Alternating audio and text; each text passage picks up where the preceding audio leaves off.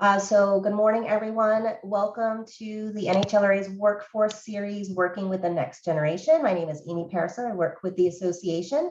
In the interest of everyone struggling to continue to find staffing, I've brought together some great presenters from away to the Department of Education and the Department of Labor to talk to you today about different ways that you may engage with youth.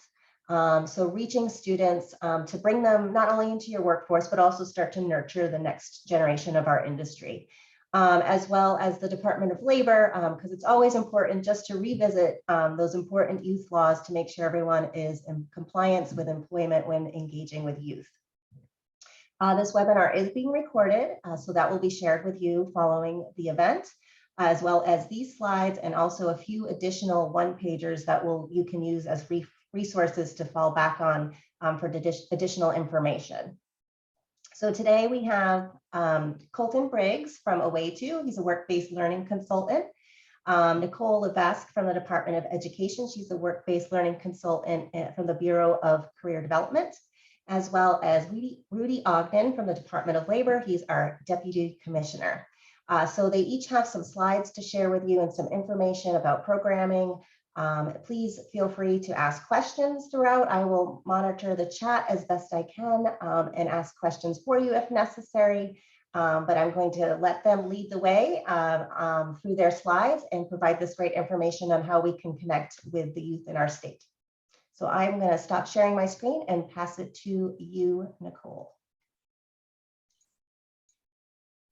Thank you, Amy. So I'm actually going to have Colton start off. He's going to talk to you all a little bit about Away To and how Away To is working with the State Department of Education to help students with career exploration and to build career pathways. Colton, I'm going to have you take over. Fantastic. Well, thank you everybody for making it today. I appreciate your time.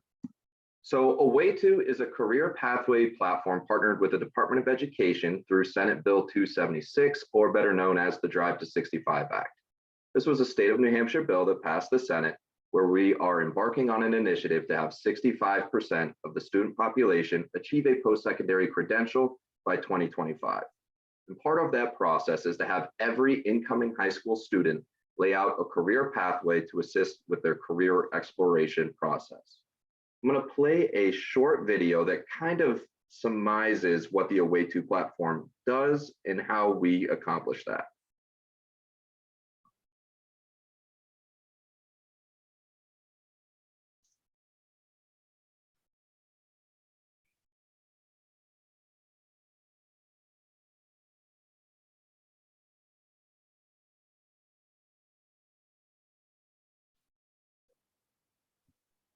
Colton, the sound's not working.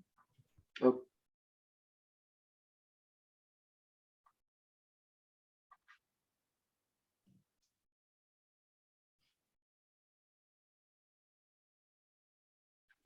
Okay, my apologies. Bear with me, everybody. I just need to find a way to share the sound.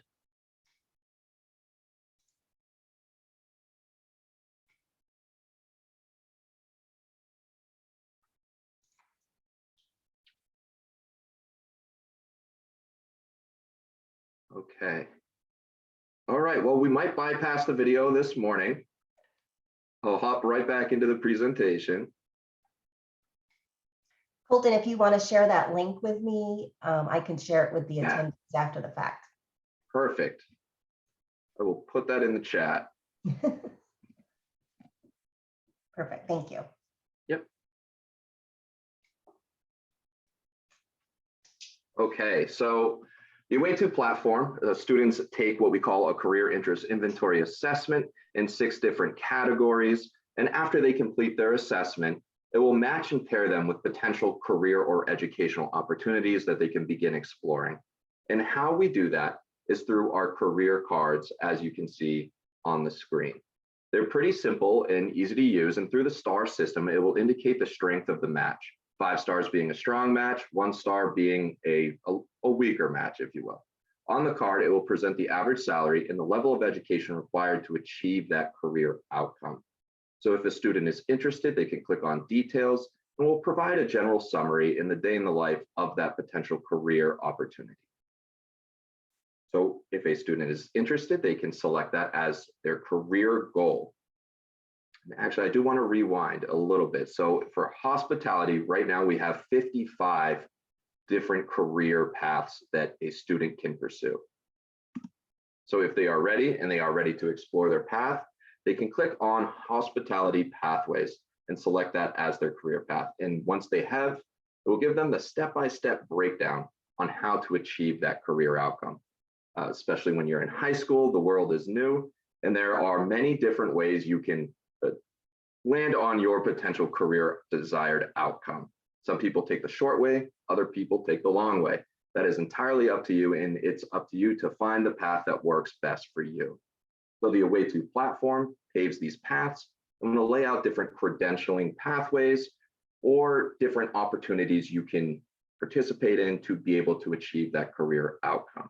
And this is where our partnership with the Department of Education comes into the picture. We have been tasked with assembling an employer database for students to engage employers for what we call work-based learning opportunities.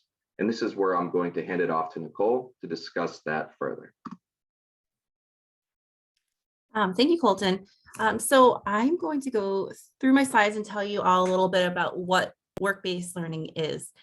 So the Department of Education, probably in about the last year, put together a definition for work-based learning just to differentiate what that is compared to maybe career exploration activities. So work-based learning is usually a sustained and applied educational experience. So you'll be seeing a student more than one time. They'll likely be with you for maybe a semester and doing typically hands-on experience. So preparing students for work by applying core competencies and enhancing employability skills through real-world application. So all that jargon just means having a student come in, apply the skills that they've maybe learned in the classroom, whether it be an academic skill or they're in a career and technical ed program, and they're applying skills they've learned in that program, coming into your facility and using those skills and learning more skills through doing an internship or some kind of apprenticeship or clinical experience. So the whole point of work-based learning is to expand students' knowledge and exposure to career pathways. So, students can participate in these CTE programs or do a job shadow or do a job tour, but they're still not really getting that immersive experience where they're saying, we tried out this job, we vetted it, and we've decided we've liked it or didn't like it. So it allows them to come in and get more knowledge and exposure to the career pathway. And it's typically designed around authentic real world environments. So that means they're going into a workplace setting, or if they're in a career and technical education program, maybe the employer is coming to them and overseeing a project or a work-based learning experience in a classroom that's designed like a real world environment. Work-based learning can be credit bearing.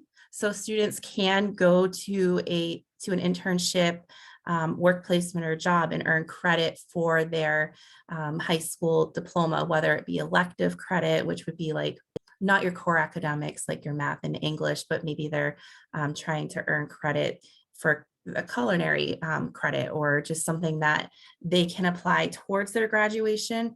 That wouldn't be a core credit. So work-based learning can include, but is not limited to, experiences such as internships, work placement, jobs, or through mechanisms such as extended learning.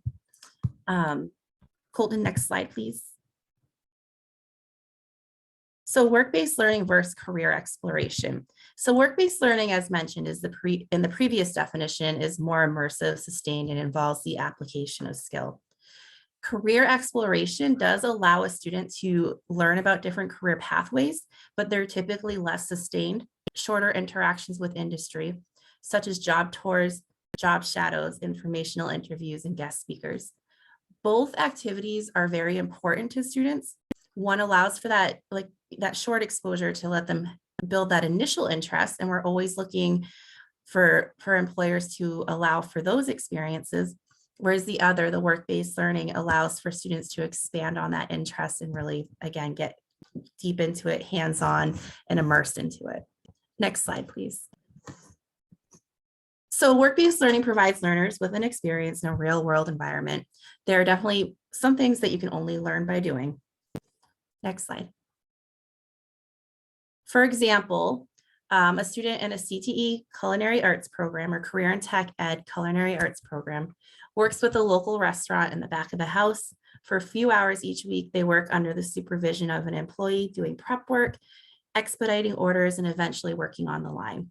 So you can see they're maybe starting out with one skill and then scaffolding on other skills so that they're learning and really getting immersed in that environment and potentially seeing that they like it. And the cool thing about internships is there's always that opportunity for them to turn into paid employment. So if you're like, oh, the student did really well in this internship and it worked out, there's always that potential opportunity that they'll come back and work for you. Next slide. A student who is interested in event planning works with the meeting and events venue. They learn how to create banquet event order, sit in on team meetings to prepare for the event, and help set up on the day of the event. So this example, originally when I put it together, is supposed to show that it doesn't only have to be in career and technical education students that participate in work-based learning. It can be any student in a school system that wants to learn about different career pathways. They might work with their school counselor or their ELO coordinator, which is an extended learning opportunity that they can take to earn credit for school. They can come in and do an internship and work with their educator to ensure that they receive credit for it.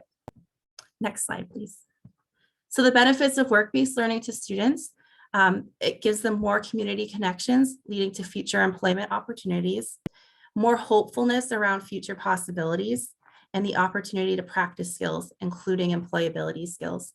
And I always like to share this little fun fact, but students that do participate in work-based learning, there was a study that showed that they're 91% more hopeful about their future than those that don't.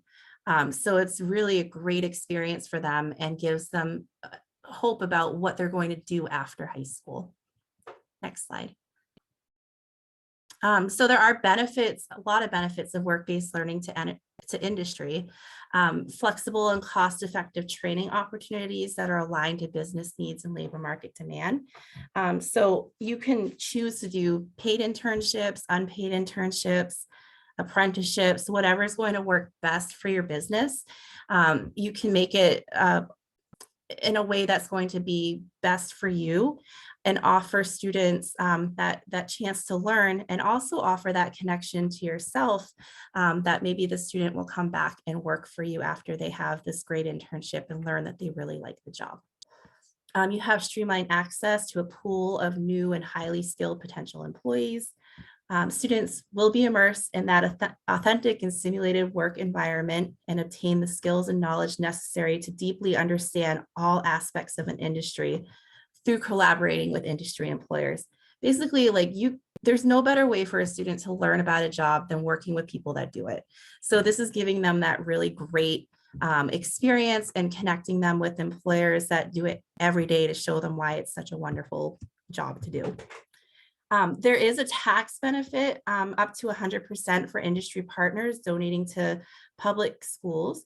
Donations include physical property, money, and time when in relation to a specific CTE center. So basically, this tax credit can only be used if you're working with a career and technical ed center or student that participates in one of those programs. Donations are up to 100% of the value for donated money and equipment, and 50% for salary deductions. This tax credit we have access to through June 30th of 2026. So I highly suggest that we use it. And then, yes, Amy?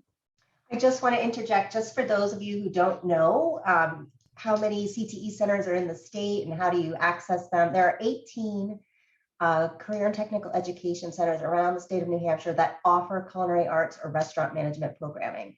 So odds are you are close to one or nearby one that you could connect with and hopefully make a connection with those students. And I think the best way to do that is to get involved with those centers in terms of either joining, they have advisory boards, so they need to work with industry to make sure their programming and curriculum is on pace with what industry needs. And that's really a great way to start the connection, is to show that you value what's going on in their school, And so when their students are looking for some place to send their students to, they'll think of you. So if you need, a connection to a CT center, please just let me know. Oh, I was just going to say the same thing, Amy. You can always send them to me as well, and I can connect them with the CTE centers. And something that I should add is that tax credit. If you do sit on a partner advisory committee or program advisory committee, you can also tap into that tax credit for your time spent at those meetings. So there is also that incentive as well.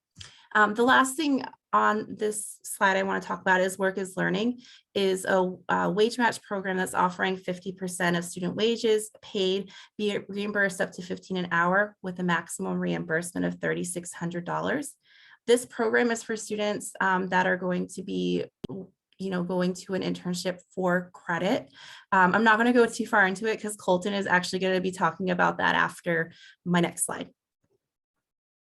So, and then lastly, the benefits of work-based learning to educators is the ability to assess student learning while the experience is led by an employer. So both in classroom and in the community, there's a deeper connection to the community and more knowledge around employers and careers available locally. And you can gain a fresh perspective on how what is taught in the classroom can be applied in the real world and give new ideas on how to instruct and assess. And learning from employers to bring more authentic experiences in the classroom, kind of connecting to that age-old question, why am I learning this? How will I ever use it in life? Next slide. Next, oh, thank you. So common employer concern around work-based learning that I want to bring up because we do have Rudy with us today is there's always concern around liability and having students in their place of business for work-based learning and career exploration.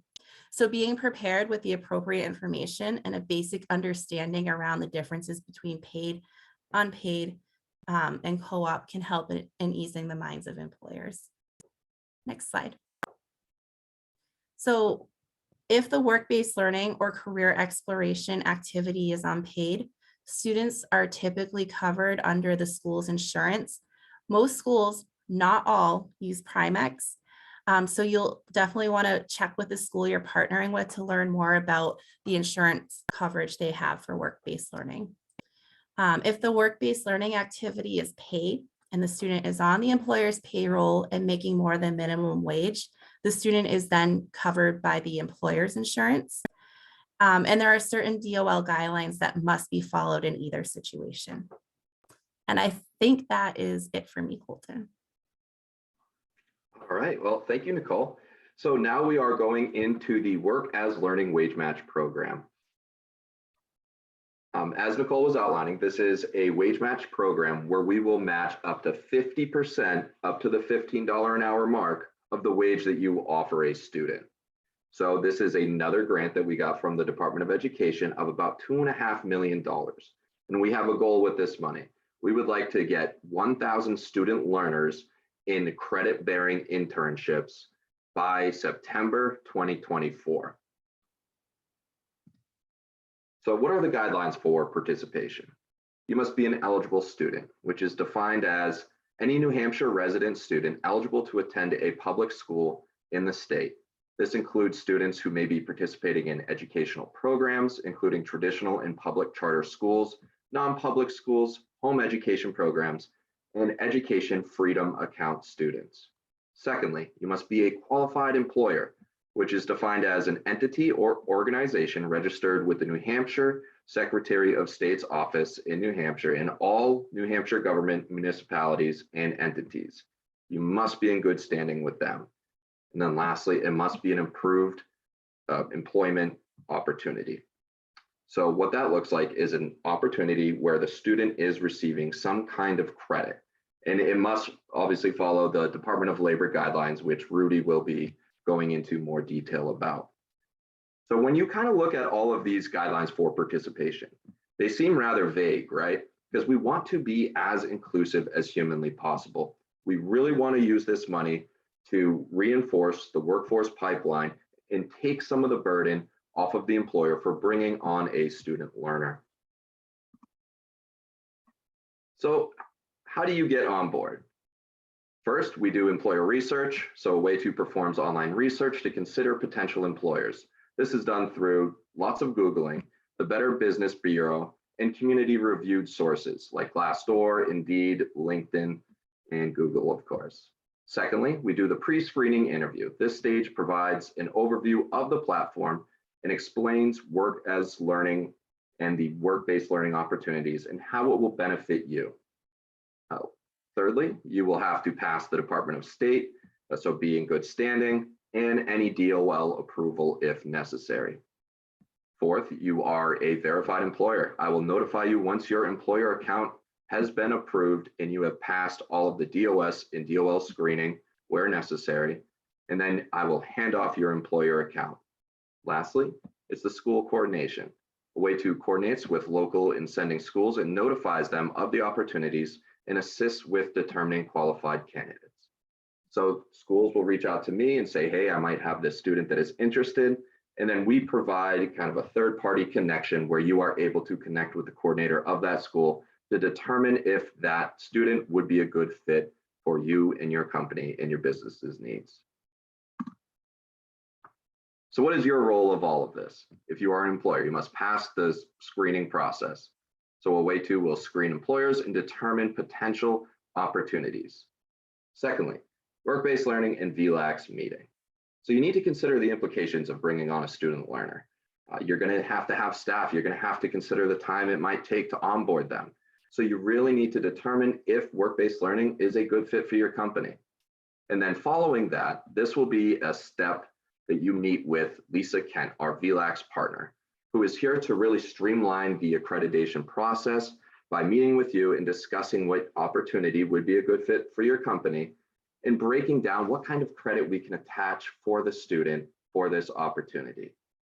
That is a brief 15-minute meeting where you just discuss the opportunity, what your business's needs are, and then VLAX will send it to their team of instructors and get credit attached. That way you don't have to worry about offering that opportunity later and making sure that you would qualify for the Work as Learning Wage Match program. Third, you will manage your account. You will receive your Away2 employer account access and a free tutorial on how to upload and manage your opportunities. Once I do hand off your account, the wheel is in your hand. So you are able and willing to post all opportunities as you would like, as long as they qualify within the program criteria. Fourth, school and community engagement. This will allow you to build that relationship and pipeline with your neighboring schools. If you do not have contact at your desired schools, let us know. They love to hear from employers. Fifth, you onboard your student. After you have found your student and you've connected through the Away2 platform, you bring on that student learner and you let me know, and we will begin the reimbursement process. And the reimbursement process is quite simple. You submit your pay stub to me directly, or you go to www.paystub or away2.co/paystub. And that is a secured Dropbox where you can drop off the pay stub and then within a week or two, receive your reimbursement check. Now, next steps, if you are interested, you can apply to the program at www.away2.co/WAL or Work as Learning. And Amy, I'm not sure if we're hopping right into a Q&A or if we are handing it off to Rudy. Yeah, let's, does anybody have any questions for Colton or Nicole before we move on to Rudy and the youth labor section of the presentation? I'll ask a couple of questions just to get us started. Colton, how many schools are you currently working with actively? And do you have any employers in the hospitality industry currently working with you? Yeah, so right now we are in over 200 different schools in the state of New Hampshire, and we are roughly averaging anywhere from 4,000 to 5,000 active students on the platform any given month. And yes, we do have hospitality employers on the platform. Right now we have, I believe, 236 employers that are registered and have Away2 accounts with 393 opportunities. Off the top of my head, I do not know how many hospitality employers those are, but okay. I can assure you that we do have some in there for sure. Awesome. And I think, this isn't necessarily this is kind of a long-term process, right? you are connecting with the next generation of our industry. You're engaging with students. You may not be plugging every staff position that you need to fill at this very moment through this platform, but there's something more about it. It's community-based. It's, next generation based. There's a process of growing the community in our industry. And so it's not a quick fix for it's not a solution for every problem in your staffing solutions, but it's definitely an option. And certainly the incentives are also helpful as well. I would actually like to add, and I don't know why I forget to add this, but it is 100% free for every employer, student, and educator in the state of New Hampshire. Just wanted to make sure that was out there. Great. Any questions out there from our participants before we move on to Rudy?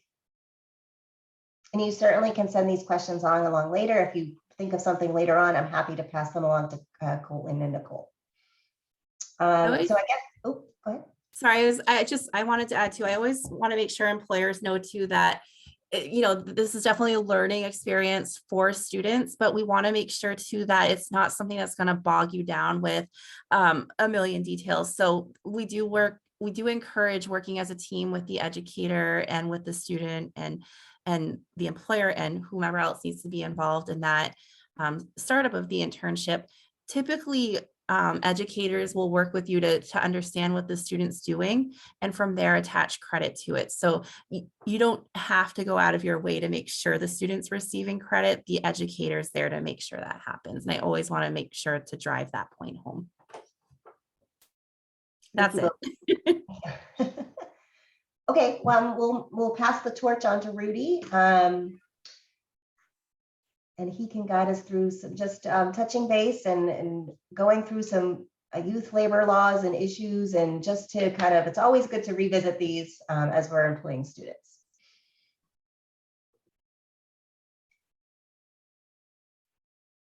Can you see my screen?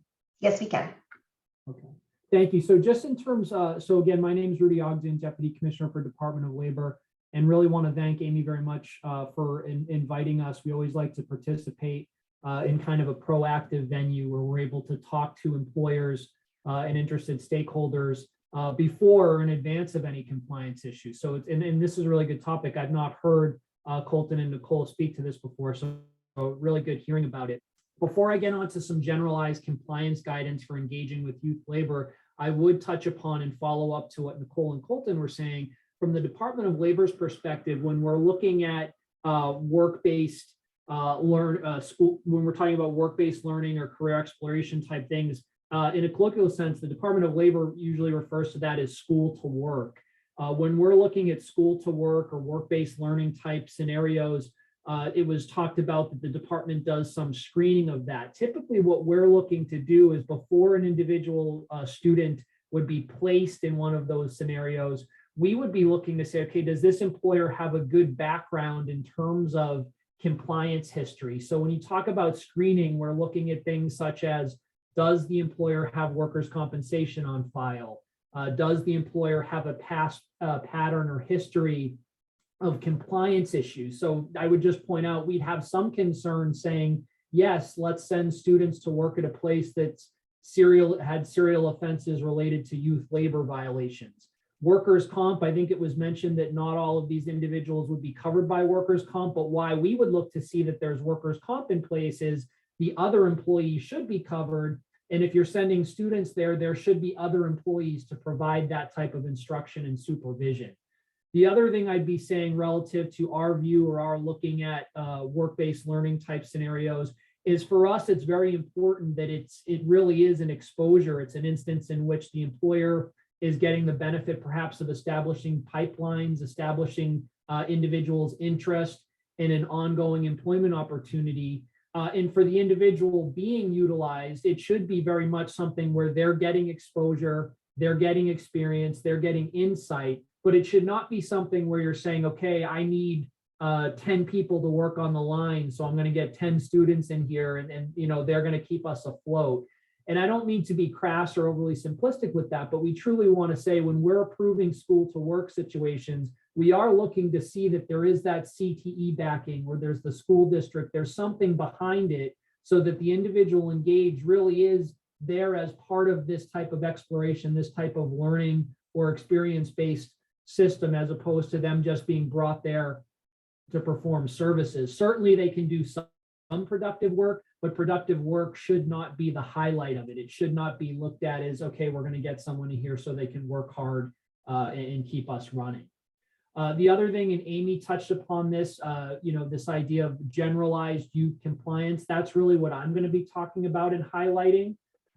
Specifically, I'm going to be talking about the categories of youth labor. I think it's important when we look at youth labor for the Department of Labor, there is two very distinct categories. First, I'd start off by saying we're talking about anyone under the age of 18. In terms of the two categories, we're talking first about 14 and 15-year-olds, then we're talking about 16 and 17-year-olds. It's important to highlight those categories because the rules related to those categories are actually distinct and different. In terms of compliance considerations or what issues we have seen or that often come up relative to an employer's engagement of youth labor, we're first talking about documentation requirements. Something that comes into play when you're hiring youth labor is right around the time they start, or actually in advance of the time they start in some instances. You need to have documentation on file.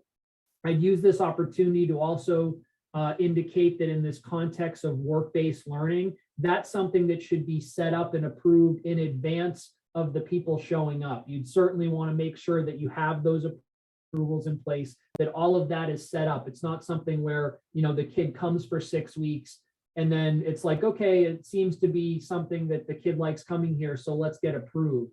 No, it should all be upfront. So again, that's where I talk about documentation requirements. With youth labor, you're going to want to have certain stuff in place. I'll get into the specifics of that in a moment. Then we talk about allowable occupations. I think it was on one of Nicole's slides, there was reference to hazardous orders. When you're talking about youth labor, the Department of Labor in New Hampshire has actually adopted federal standards relative to allowable occupations. Specifically, we've adopted guidance where the USDOL has set out certain hazardous order or allowable and not allowable occupations for these individuals to engage in. Again, I'll touch upon more of that specifically in a moment.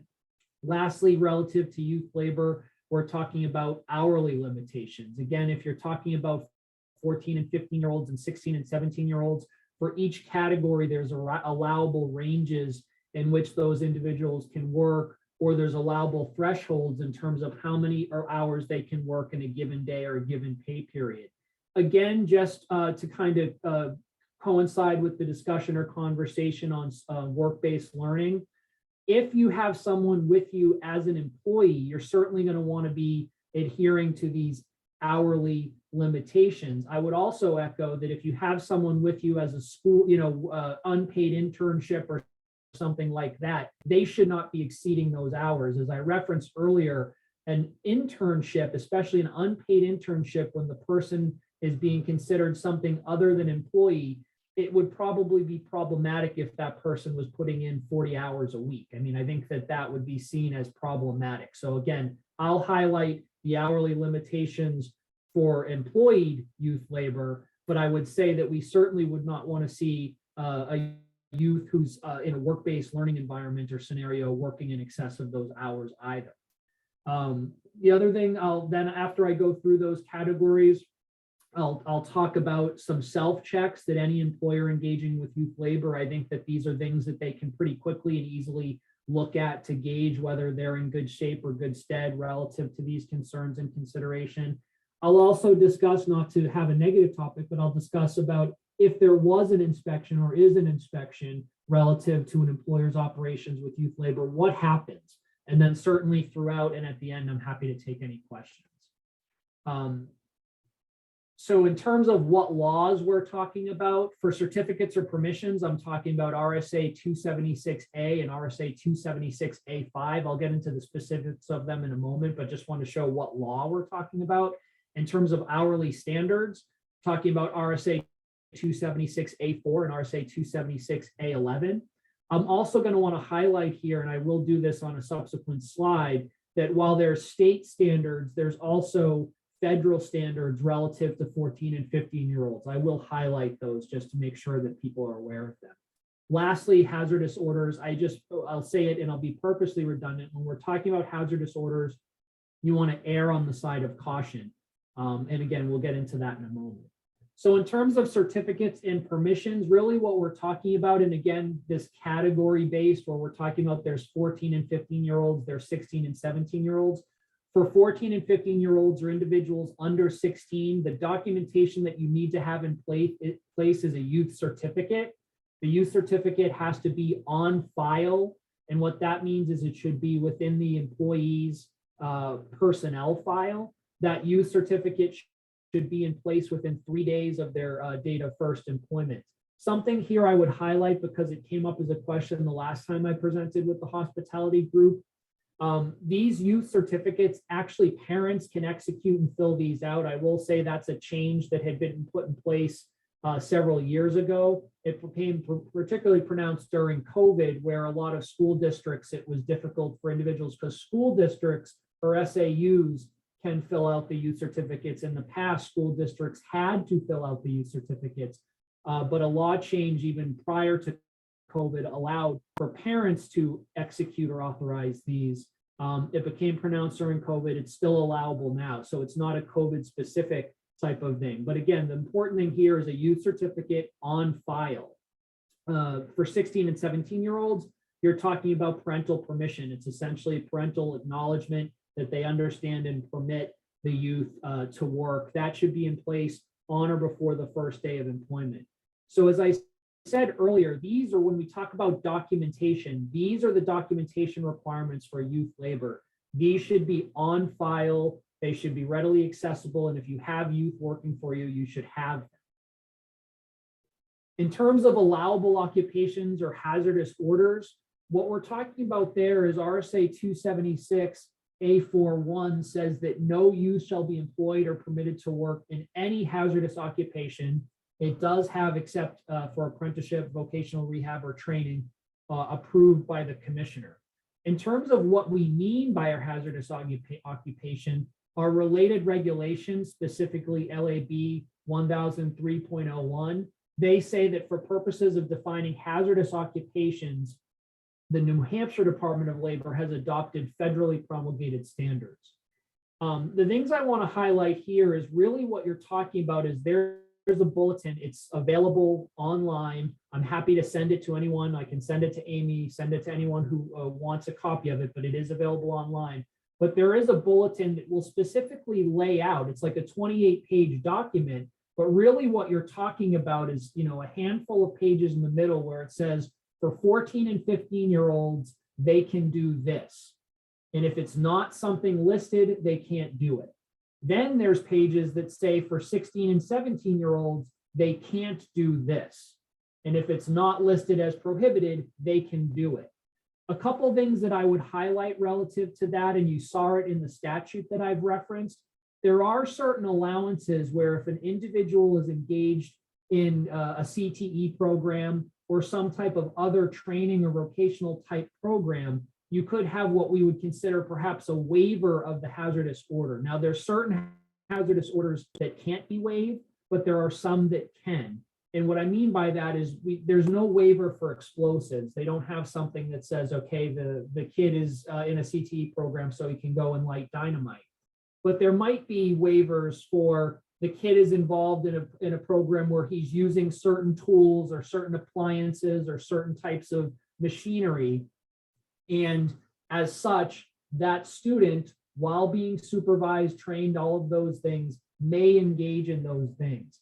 I won't list them all off the top of my head. What I always encourage and what I always say relative to anyone considering allowable occupations is come up with what exactly the kid will be doing. If you have any questions, you could first look to that guidance that I'm talking about, the bulletin put out by the feds. But I would take it one step further and I would call the Department of Labor, or you could call the US Department of Labor, but I'm happy to take the call. Call and say, kid is doing X, is X okay? I will say if you're talking about folks in a kitchen environment, they allow them to use some grills, but they don't want them to use open flames or certain deep fryers or things like that. Again, what I would say though is to be very specific and not rely on me just now saying off the top of my head, but once we've identified it, let's talk about it, make sure it's allowable. and then go from there. The other thing is if the kid is coming from a CTE program, it would be to consider whether there's certain things that might be allowable through waiver. And I would say Mike Summers from the Hospitality Association, he has called us on occasion and say, hey, I got a call from a member that, the kid's going to do this. Is that okay? And then not necessarily myself, but we will make sure that we walk through and say, okay, that's allowable. The idea here really is safety. It's making sure that people are safe. Nicole referenced this concept of exposure. That is very important. And that's why I think that in certain instances, they allow for waiver of the hazardous orders, because they'll say, okay, the kid's going to be in that environment, let them get some exposure. And by that point, hopefully through the program, they've gotten some training, they've gotten some safety. And of course, they're always being supervised. But the big takeaway I would put for allowable occupation or hazardous orders is ask the question. If you have any concerns at all, ask the question, bring it up. Hourly standards, I'd say from a compliance perspective, this is most often or most frequently what we encounter as issues. Again, I've split this into two categories, those under 16 and those 16 and 17.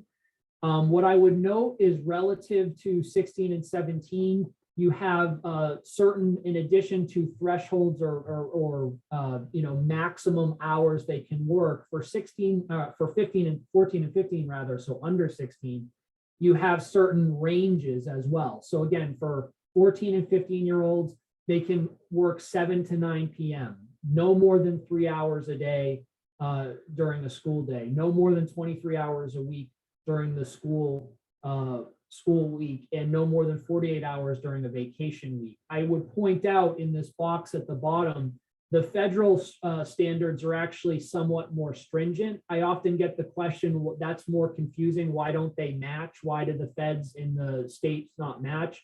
I would say the legislature passed it that way. I don't know if for certain small employers that are not covered by the feds, if the legislature felt that it was beneficial to have slightly more flexibility. But I would say we completely acknowledge and understand it's confusing to have for 14 and 15-year-olds two sets of standards. They're not wildly different, but you'll see for the federal, they're saying you can only work 18 hours during the school week, whereas for the state, it's 23 hours. So that's a 5-hour difference. Again, understand the frustration, but that's the way the law has been for some time. There is that difference.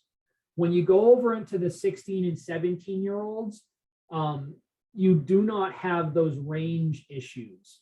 You don't have the idea of they can only work between these certain times. You do, however, have certain maximums for a given day or a given period. So in a given day, they can work 10.25 hours. This is something new. Last legislative session, there was a change to the caps for 16 and 17-year-olds. It used to be 30 hours per week. It is now 35 hours per week during a full school week. If it's less than a full school week, they could work up to 48 hours. I will say some people have said to me that is a lot of hours if the kid had 4 days of school. It is a lot of hours. I don't mean to speak for the legislature. I think the legislature I think there may have been a mistake in terms of when this change was made. I think they were trying to say if it's a school, any school, it's 35 hours. If it's a vacation, it's 48. That's not the way the text came out. So the way the text had come out, or the bill had come out and ultimately was passed through amendment. Now what we're saying and what the standard is that if it's a full 5 days of school, they can only work 35 hours. If it's less than 5, they're capped at 48. The sliding scale, so where I said that there was a law change, previously the law had been if it was 5 days, it was 30 hours. If it was 4 days, it was 40 hours. If it was 3 days or less, it was 48 hours. The sliding scale has gone away other than this idea of full week 35, less than full week 48. The other thing I would highlight is the night work provision. So what had been 276A13, that's gone away. The night work provision in the past had said that if you had a youth who was working more than 2 nights in a week, they could only work 8-hour shifts during that pay period. That went away. I would say that we often have questions, not so much from employers, but from parents. Employers will call us and say, parents will call us and say, my son or daughter is working till 11 o'clock, that's not allowed. Is it? That has always been allowed. Even the previous night work language that went away did not have a restriction saying they couldn't work past a certain time for 16 and 17-year-olds. But just to be clear to employers from a compliance perspective, 276A13 went away in its entirety. So really, when you're talking about 16 and 17-year-olds, you're talking about this 35 or 48. And I would point out there are no federal restrictions. So you're looking only at the state restrictions. So talking about, again, I said that when we deal with issues of compliance or we're offering guidance, the things that come up are documentation, hours, and hazardous orders. What are some things, if I was an employer or if I'm dealing with employers, that I say, okay, I'm going to look into, I'm going to do some self-examination and consideration.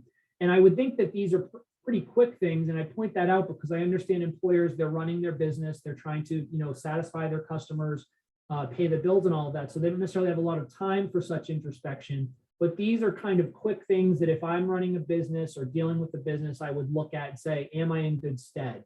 So first, the dealing with documentation is at our time of hire, I would say, pull an employee file. If you pull any employee's file in your operation who's a youth, do you have a permission or do you have a youth certificate on file? That should be in place for anybody. And what we're seeing a lot of times with inspections is that it's either not in place or it's in place late. So again, what I would do is I would say, for every youth you have working or for any youth you have working, just pull a file and say, do I have something? If you don't have something, that's a problem. If you don't have something, I would look into your other youth and say, do I have those issues? Relative to hourly standards, oftentimes what we see driving these issues is late punches. Late punches would be, so consider a world in which you can only have a youth work 35 hours. If you schedule that youth for 35 hours in one of their shifts, he or she happens to punch out 20 minutes late, you're now in excess of that hourly limitation. The other thing that sometimes comes up is switched shifts. And what I mean by that, again, take the scenario, I've scheduled the youth for 35 hours. I've scheduled this other youth. They switch. So now one youth has worked their allotment of hours. Their friend is going to a baseball game. So they take that person's shift or part of that person's shift. And now they're over their allotment of hours. So in terms of a self-check for dealing with those hourly problems or the limitations of hours, do those who do the scheduling actually know who youth is? This might surprise you, but there have been some employers that we've dealt with where when we'll do our interviews and we'll be following up, we'll talk to the person who does the scheduling and they will say, I didn't know that worker was a youth, or I didn't know if that worker was 15, the hourly standards were different than if they were 16. So I would make sure that they understand who is a youth and what those limitations are. Does the system that you have in place or the employer has in place relative to scheduling or relative to payroll or anything like that, are there any tools in place to notify or provide some type of flagging for when you're at or near those standards? We've had some employers that we've dealt with, and I'm not saying all employers have the most sophisticated systems, but some employers we've dealt with, they actually have a system that, will hard lock and say, hey, I can't schedule that person for more than that hours. Or they'll have something to say, okay, they'll get a notice or some type of flag when the person is at or near those hours. Again, I won't belabor the point, but I would ask the question, are youth allowed to swap shifts? Is there anything in place that says if they're swapping shifts, that there's controls in place like that? And then relative to hazardous occupations, I'm being purposely redundant by just saying, ask the question. If you have a question about whether a kid can use, again, I did look this morning and it does say that they're 14 and 15-year-olds, they can use a dishwasher. But if you have any questions about what they can or can't use, ask that question. And I don't always have perfect recall on what it is, which is why I would say if we have specific questions on occupation, send us something, call us, let us know, and we'll look it down, and then we'll actually send you And as I referenced earlier, I'm happy to share the bulletin that we have in place. Just in terms of if we've done an inspection or if we're dealing with an employer and there's actually been issues, what happens or what are the outcomes of that?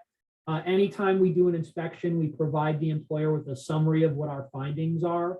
We then offer that employer the opportunity for informal resolution. And that's not just them admitting to everything. Informal resolution also allows for the employer to say, hey, Department of Labor, we think you missed this, or Department of Labor, we don't think you understood that. So there is that opportunity to clear up and come into compliance with anything. And then if the parties really don't agree on something, you could actually go through a full formal hearing. And as I said earlier, I don't want to be negative and talk necessarily about inspections and findings and penalties and things like that. I just want to more highlight that really what we're looking for is compliance. As I referenced earlier, we're talking about, can the kid do the job? Can the kid work the hours they're working? And do you have the documentation in place? I find those things fairly basic. I do understand, though, that when running a business, the hours and the staffing can sometimes become problematic and challenging, particularly if you have a good youth worker that's doing a great job. Sometimes it's hard to self-regulate and self-moderate those hours. So that's kind of what I have. I'm happy to take any questions. And the last thing that I would say is, again, relative to work-based learning or career exploration, if you're interested in those types of opportunities, I do think that starting with the school or starting with DOE, I think that's a really good place to start. You can reach out to us, but we're more in lines with the screening. So I would first seek out the opportunity that makes sense. And then, as Colton mentioned, if that opportunity is going forward, there will at some point be a screening or approval process through the Department of Labor. But I would first seek out the opportunity and then seek the approvals afterwards once it's been lined up and in process. So I'm happy to take any questions. Do any of our participants have any questions for Rudy?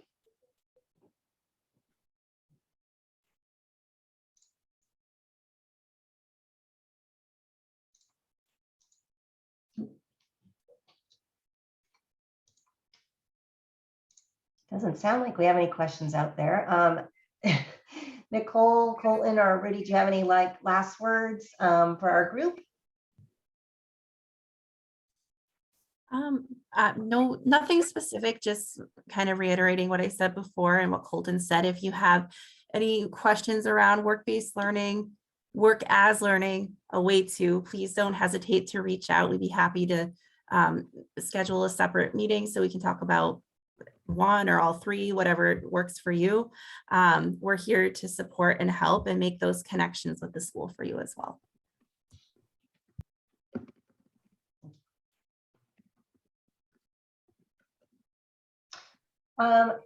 Oh, thank you, Colton. So as mentioned at the beginning, I will be sharing this recording and the slides, as well as some additional documentation about, Nicole has shared the CTE tax credit form that I will send out to you. I will send the link for Colton's video so you can see a way to in action. And so you'll have all the tools and resources from this call to be able to use in the future, but also the four of us are always there ready to take a call if you need it. There's definitely some great opportunities to make connections within your community and students who are interested in hospitality and fostering those interests through internship, mentorship, job opportunities, et cetera. And there's just a lot of opportunities out there to engage. So I will let you all go. We're a little early, which is awesome. We'll give you back your time. I want to thank our presenters so much for being here today and sharing these great opportunities, and also doing an overview of making sure we're following the correct youth labor laws and being in compliance. So yes, please reach out to any of us if you need anything in the future. And thanks so much, and have a great day. Thank you.